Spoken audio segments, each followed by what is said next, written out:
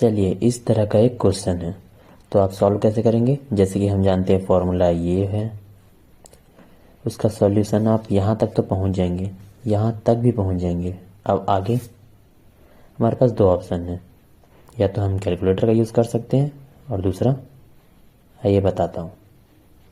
दूसरा ऑप्शन है लॉग लेकर, हम यहाँ दोनों तरफ लॉग लेते हैं। ठीक है,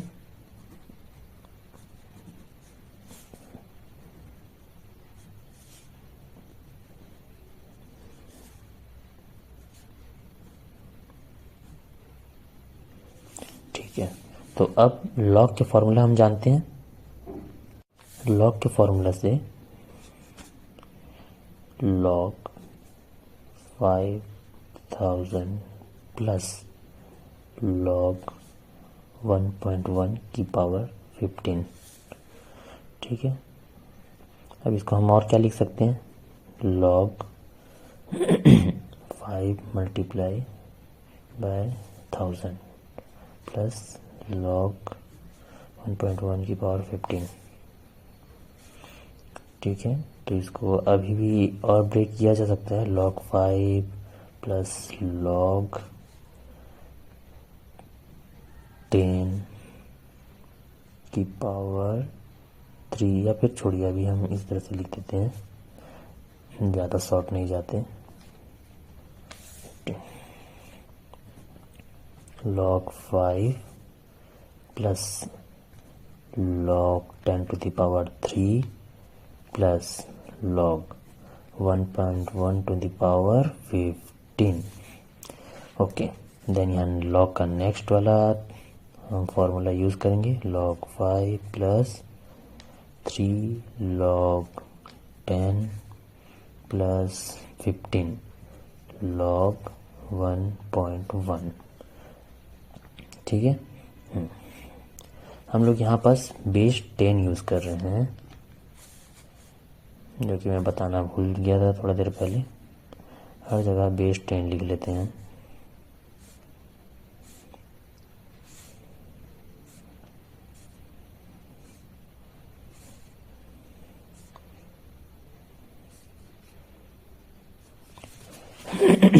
यहाँ तक तो हम पहुँच जाएंगे। अब नेक्स्ट चीज़ आता है कि हम लॉग टेबल कैसे देखें। हमारे पास लॉग टेबल भी है। ठीक है, तो हमको क्या क्या चीज़ की वैल्यू चाहिए, log 5 log 1.1 और log 10 की वैल्यू क्यों नहीं चाहिए, क्योंकि हम जानते हैं log 10 की वैल्यू होती है 1। तो सीधा सीधा हिसाब है, यहाँ log 10 अगर इस तरह से दिया है तो 3 मल्टीप्लाइड बाय 1, तो ये 3 हो जाएगा।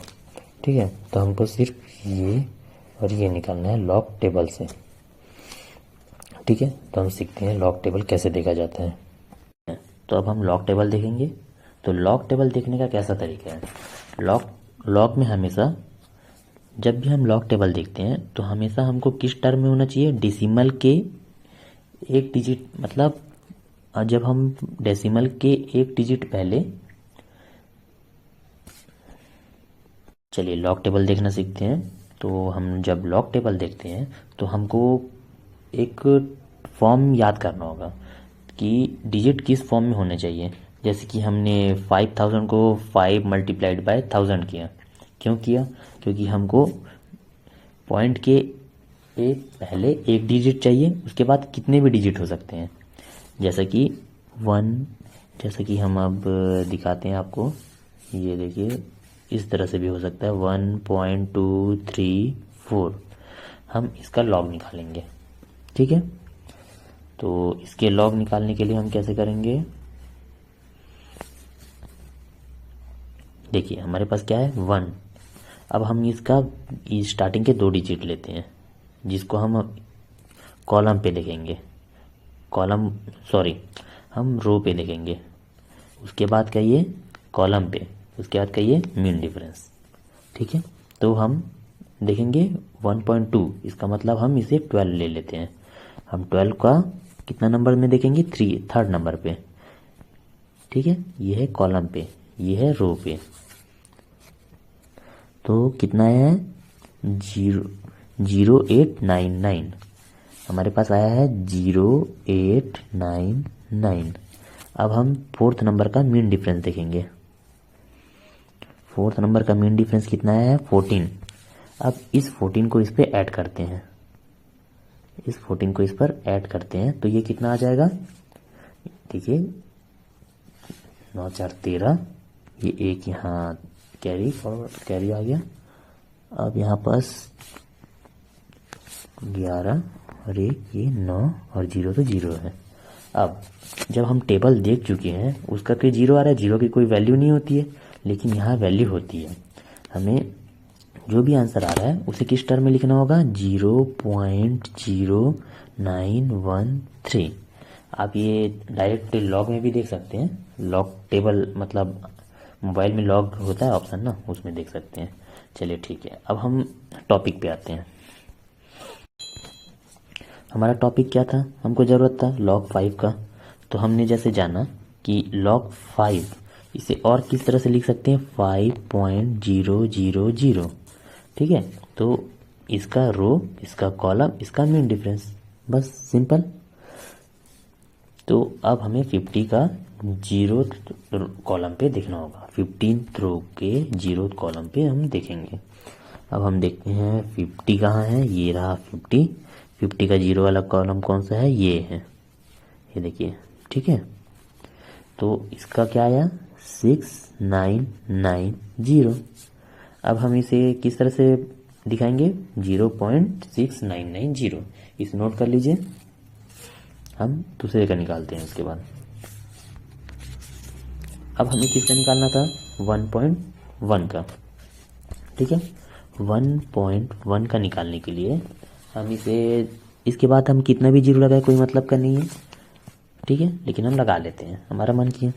ठीक है, अब देखिए इस 1.1 को क्या देख सकते हैं हम, किस तरह से देख सकते हैं? 11 के रूप में। और ये 0 रो में देखेंगे तो 1.1 के लिए 11 देखें और इसके लिए 0 देखें, तो कितना आया? 0.0414। मीन डिफरेंस 0, और यहाँ तो 0 की कोई वैल्यू नहीं है तो 0 नहीं देखा जाएगा। ठीक है, तो ये हो गया 1.1 का, और 5 का हम क्या निकाले थे? 0.6990। ठीक है, तो लॉग टेबल देखना हम सीख चुके हैं। अब आते हैं वापस अपने टॉपिक। देखिए हमने लॉग टेबल से वैल्यू निकाला था। ठीक, अब इसे अगला सॉल्व करते हैं। तो हम 0.6990 प्लस 3 प्लस, ठीक है, इसको बोलेंगे तो मैं सॉल्व कर लूँगा। 15 चौक 60 हासिल 6, 15 और 6 ये हो गया 21, तो 15 चौक 60 और ये हो गया 15 चौक 60। ठीक है, तो 1 2 3 4 ये हो गया 0। ठीक है, अब हम इसे काउंट करते हैं। ठीक, क्या आएगा काउंट करने पर? 0 0 0 और 1 हो गया 10। ठीक, 2 9 1 10 और 2 12 2 6 और 6 12 और 1 13। ठीक, ये हो जाएगा 4.32। ये किसकी वैल्यू आई? Log A equal to 4.320। अब ये लॉग है, लॉग मतलब इस पर एक वायरस चढ़ गया है जिसे हम एंटी वायरस देंगे, मतलब एंटी लॉग लगा देंगे इस पर, एंटी लॉग दोनों पक्षों पे, मतलब एंटी लॉग दोनों तरफ करने पर। ठीक है, तो एंटी लॉग लॉग को काट देता है 320। ठीक, तो ये एंटी लॉग और लॉग कर दिया, तो हमें ए की वैल्यू निकालने के लिए क्या करनी होगी? Anti log 4.320। ठीक है, अब इसे हम और किस तरह से लिख सकते हैं? Anti log 4 plus 0.320। ठीक है, लिख सकते हैं ना? ओके, देन हम जिस तरह से यहाँ पर निकाल लेते हैं, जैसे कि 3, हमने 3 log 10 की वैल्यू 3 लिया, तो उसी तरह से यहाँ पर जैसे हमने 3 log 10 की वैल्यू 3 निकाली, तो हम डायरेक्ट इसका उल्टा कर सकते हैं। अगर इस पर हम एंटी लॉग लगाएं तो लॉग मतलब सीधा, एंटी लॉग मतलब सीधा सीधा लॉग का उल्टा। तो अगर जिसका वैल्यू 3 हो सकता है, मतलब किसका वैल्यू 3 है? 1000 में अगर हम लॉग लेते हैं तो उसका वैल्यू 3 आता है। तो अगर हम इसमें 3 में एंटी लॉग लगा देंगे तो ये 1000 हो जाएगा। अब उसी तरह से हम अगर 4 में एंटी लॉग लगा दें, तो हो जाएगा 10⁴। ठीक है। और यहाँ ये लॉग का उल्टा होता है भाई, anti log 4 multiplied by anti log 0.320। अब एंटी लॉग को क्या मांगता है, जैसे कि लॉग को मांगता था इस टर्म में, अब एंटी लॉग को मांगता है इस टर्म में, मतलब उसको डेसिमल के पहले कुछ नहीं चाहिए, या तो डेसिमल के बाद कुछ नहीं चाहिए। ठीक है, या तो उसको डेसिमल के पहले कुछ नहीं चाहिए, या तो डेसिमल के बाद कुछ नहीं चाहिए। तो इसलिए हम इसको अलग अलग पार्ट में हम इसे मतलब अलग अलग पार्ट में कर दिए हैं। अब देखते हैं एंटी लॉग 4, इसकी वैल्यू हमने क्या निकाली, 10⁴।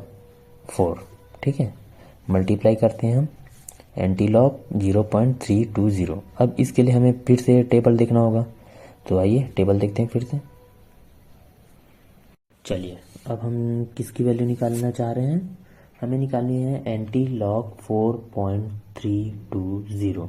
ठीक है, लॉग का आंसर किस फॉर्म में आता है, वो आता है इस फॉर्म में ना, 0.123। ठीक है, और हम लॉग लेते थे किस तरह से, 1.23। ठीक है, इस तरह से हम लेते थे और आंसर आता था इस तरह से। अब जस्ट अपोजिट एंटी लॉग में हम लेंगे इस तरह से। ठीक है, इस तरह से फिट करेंगे, आंसर आएगा इस तरह से। ठीक है, बस इस चीज़ को पहले ध्यान में रखिए। अब दूसरा चीज़ हम देखते हैं, हमें किसकी वैल्यू निकालनी थी, 4.320 की। इसको हमने तोड़ दिया था कितने भागों में, 2 भागों में, 4। ठीक है, क्योंकि हमें फीड करना है किस में। अब एंटी लॉग बोलता है कि मेरे को या तो डेसिमल के बाद कुछ नहीं चाहिए, या तो डेसिमल के पहले कुछ नहीं चाहिए। ठीक है, बस इसलिए हमने इस तरह से तोड़ दिया। तो अब निकालते हैं 0.32 का वैल्यू, एंटी लॉग 0.32। ठीक है, 0.320, एक और 0 ले लेते हैं, हमारा मन किया। ठीक, अब ये चीज़ हम टेबल में देख सकते हैं, रो किसमें, रो में देखेंगे, और इस चीज़ को हम देखेंगे कॉलम में। ठीक है, तो देखिए 32 का 0, 32 का 0। ठीक है, 32 का 0 कौन सा हुआ, ये वाला 2089। ठीक है, इसे आप नोट कर लीजिए, 2089। इसका मतलब क्या होगा, हमने क्या बताया थोड़ा देर पहले कि जब लॉग में फीड करते हैं तो इस फॉर्म में फीड करते हैं, आंसर आता है इस फॉर्म में। ठीक है, और जब एंटी लॉग में फीड करते हैं तो ये फीडिंग हो जाएगा और ये हो जाएगा आंसर। ठीक है, तो अब हमारा आंसर क्या हुआ, हमारा आंसर हुआ 2.089। ठीक है, ठीक है भाई, ठीक है, इस तरह से आंसर हो गया। हमने इसे एंटी लॉग टेबल से निकाला। अब मल्टीप्लाई कर देते हैं, ये है 10⁴, तो ये 1 2 3 और एक और पार्ट आगे खिसक जाएगा। ठीक है, 20890। ये किसका वैल्यू आया, अमाउंट, यानी कि 15 साल बाद अगर हम 5000 रुपये को कंपाउंड इंटरेस्ट पे देते हैं 10% के एनुअल, मतलब एनुअल रेट ऑफ इंटरेस्ट पे, तो मतलब जिसका कैलकुलेशन एनुअली हो रहा है उसकी रेट ऑफ इंटरेस्ट कितना है, 10%। इसको हम देते हैं 15 ईयर के लिए, तो वो हमें बाद में कितना मिलेगा, 20,890 रुपीज़। ठीक है, ठीक है। अब आप इसको अगर इसमें कैलकुलेट करें तो मेरे हिसाब से ये आना चाहिए 2086 ऐसा कुछ आ रहा है, या 886। ठीक है, तो ये लगभग बराबर आता है। इसे मैंने कैलकुलेटर पे भी ट्राई किया, ये मैं दिखा सकता हूँ। हमने स्टार्टिंग में क्या कहा था कि हमारे पास 2 तरीके हैं।